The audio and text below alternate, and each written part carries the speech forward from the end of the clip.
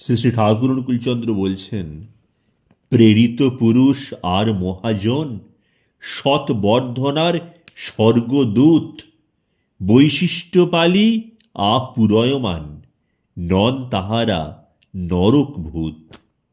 নিবেদিত ইষ্টে যা সব, ধার করে যদি তা না দাও, কিংবা সেবার বিনিময়ে যদি তুমি কিছুও নাও, শুনে রাখো শক্ত কথা, বিভবক্ষয়ী অভিসার, বিভূতি তোর আসবে নাকো, সম্পদ সস্থ হবি না আর।